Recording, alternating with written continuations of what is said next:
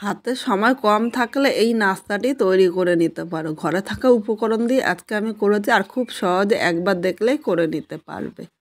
তো প্রতিদিনের মতো আজকে আবার চলে এসেছি সুন্দর একটা নাস্তা নিয়ে। আর এই নাস্তাটি কিন্তু মাত্র 10 মিনিটে তোমরা করে নিতে পারবে। তাহলে চলো কিভাবে করলাম দেখে নেওয়া যাক। প্রথমে আমি দুটো কাঁচা আলু নিয়েছি, আলুটা আমি কেটে নিচ্ছি। বন্ধুরা, তোমাদের সাথে আমি কিন্তু চেষ্টা করি হেলদি রেসিপি শেয়ার করার জন্য, তাই ভিডিওটা কীরকম লাগে অবশ্যই পুরো ভিডিওটা কিন্তু দেখতে হবে, নাহলে তোমরা বুঝতে পারবে না। এর সাথে নিয়েছি দুটো গাজর। তোমাদের কাছে যদি গাজর না থাকে তাহলে শুধু কিন্তু আলু দিয়েও করতে পারো। এবার আমি দেখো এখানে একটা প্রেশার কুকার নিয়েছি, এর মধ্যে আমি গাজরটা নিয়ে নিলাম আর আলুটা নিয়ে নিলাম।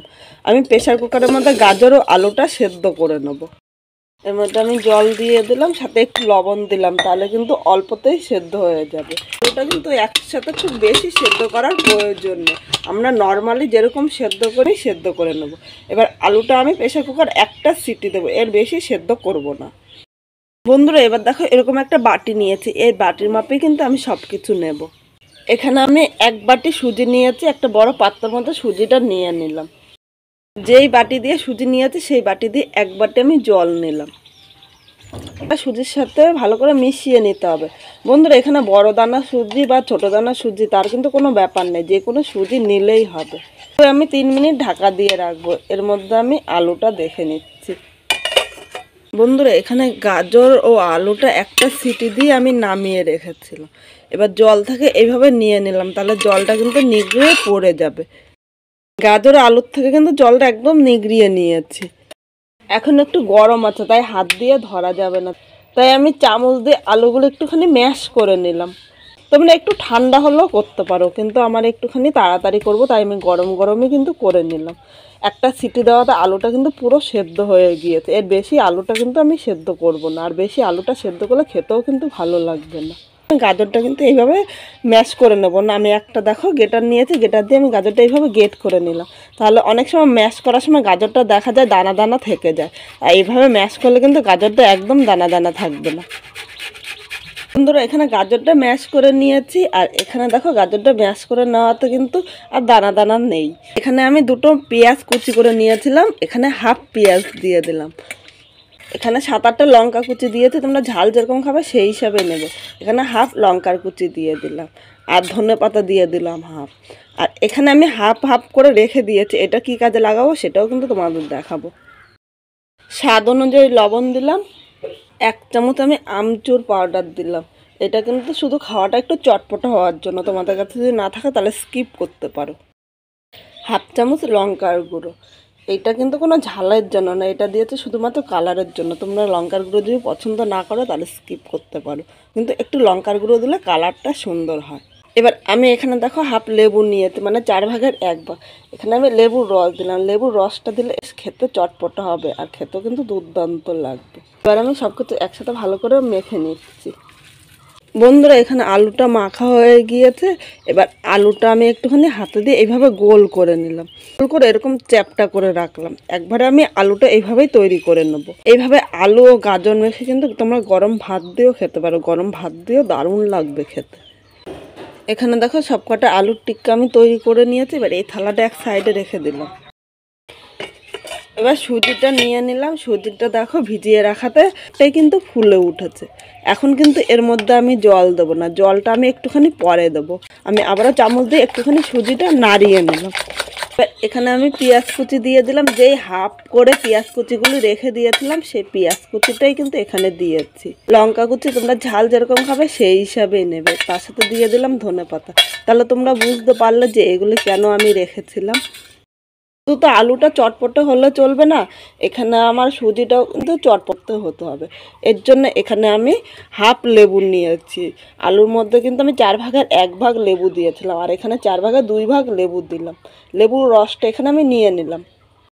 এর মধ্যে দিয়ে দিলাম সামান্য হলুদ, খুব বেশি কিন্তু হলুদ দেওয়ার প্রয়োজন নেই। অনুযায়ী লবণ, কিন্তু এখানে আমি লেবু দিয়েছি তাই আলাদা করে কিন্তু ইনো বা বেকিং পাউডার বা বেকিং সোডা দেবো না। এবার সব কিছু একসাথে আমি একটু মিশিয়ে নিচ্ছি। এখানে অনেকটাই গাঢ় মনে হচ্ছে সুজিটা, তাই এখানে আমি সামান্য জল দিয়ে দিলাম। একসাথে কিন্তু খুব বেশি জল দেবো না, তাহলে সুজিটা পাতলা হয়ে যেতে পারে। এবার সব কিছু একসাথে ভালো করে আমি মিশিয়ে নিচ্ছি। বন্ধুরা এখানে সব কিছু মিশিয়ে নিয়েছি। যখন আমাদের এরকম হেলদি খাবার খেতে ইচ্ছে করে, অন্তরা আমাদের হেলদি খাবার খেতে ইচ্ছে করে, কিন্তু ইনো বা বেকিং পাউডার বা সোডা না থাকলে আমরা করতে পারি না। ইনো, বেকিং পাউডার, সোডা ছাড়া কিন্তু আমি লেবুর রস দিয়ে আজকে খুব সহজে তোমাদের এই রেসিপিটি করে দেখালাম। এখানে সব কিছু আমি মেখে নিয়েছি।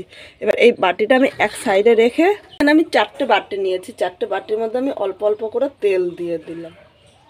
গ্যাসটা ধরিয়ে দিয়েছি, এর উপর দিয়ে আমি একটা পাত্র বসিয়ে দিলাম। এবার এর মধ্যে আমি জল দিয়ে দিলাম, কিন্তু জল দেবো না। এই জলের মধ্যে আমি একটা লেবু ফেলে দিলাম, তাহলে আমরা জলটা ভাপে দেওয়ার সময় অনেক সময় জলের দাগ হয়ে যায়, সেই দাগটা কিন্তু আর হবে না। আমি ঢাকা দিয়ে জলটা আমি ভালো করে গরম করে নেবো। তো আমি বাটিগুলি তৈরি করে নিচ্ছি। আবারও একবার এইভাবে সুজিটা আমি নাড়িয়ে নিলাম। দেখো সুজিটা কিন্তু এর থেকে বেশি পাতলা করা যাবে না। এবার এক হাতা করে আমি প্রতিটা বাটির মধ্যে দিয়ে দিলাম। বাটিগুলো এইভাবে একটুখানি ট্যাপ করে নিলাম, তাহলে সমানভাবে কিন্তু পড়ে যাবে। এখানে যে আলুর টিকিয়াগুলো রেডি করে রেখেছিলাম, একটা করে টিকিয়া এর মধ্যে আমি দিয়ে দিলাম।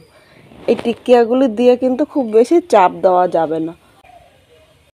এদিকে আমি প্রথমে এক ধাপে 4টে বাটি তৈরি করে নিয়েছি। এখানে জলটা গরম করে নিয়েছি। দেখো এইভাবে কিন্তু জলটা প্রথমে ভালো করে গরম করে নেবে। এবার এখানে আমি একটা স্ট্যান্ড বসিয়ে দিলাম।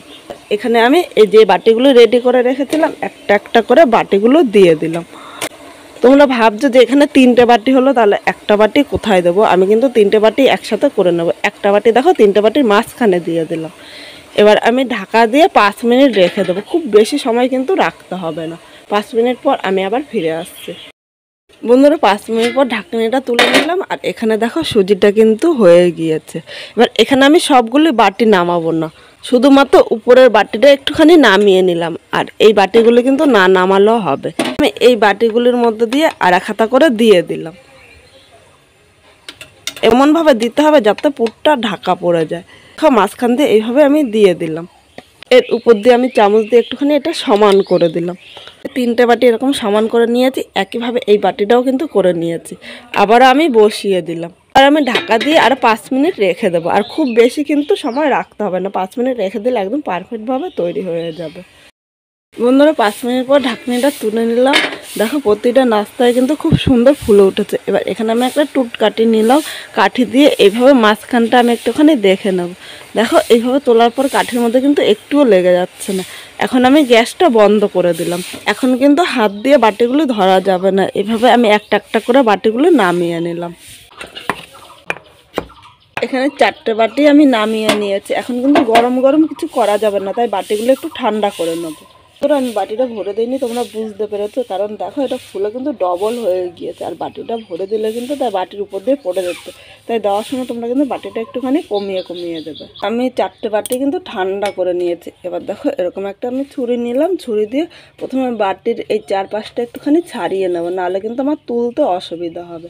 আর এইভাবে ছাড়িয়ে নিলে খুব সহজেই কিন্তু উঠে যাবে। এখানে আমি একটা প্লেট নিয়েছি, প্লেটের মধ্যে বাটিটা এইভাবে নিয়ে নিলাম। এবার হাত দিয়ে একটুখানি ট্যাপ করে নেব। দেখো বাটির থেকে কিন্তু খুব সহজেই উঠে গিয়েছে।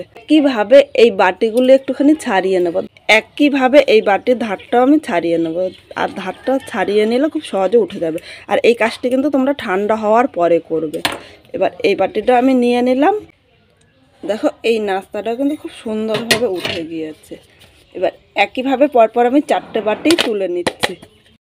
বন্ধুরা এখানে সুজির 4টে নাস্তায় তুলে নিয়েছি। এবার দেখো কতটা নরম হয়েছে, তোমরা দেখে কিন্তু খুব সহজে বুঝতে পারছো। এবার এই পিঠটা আমি উল্টিয়ে নিলাম। দেখো বন্ধুরা মাঝখানটা কতটা সুন্দর হয়েছে। পুরটা আমি যেরকম দিয়েছি সেরকমই কিন্তু মাঝখানে রয়েছে। এইভাবে বাড়ির কাউকে করে দিলে সবাই কিন্তু খুব পছন্দ করবে।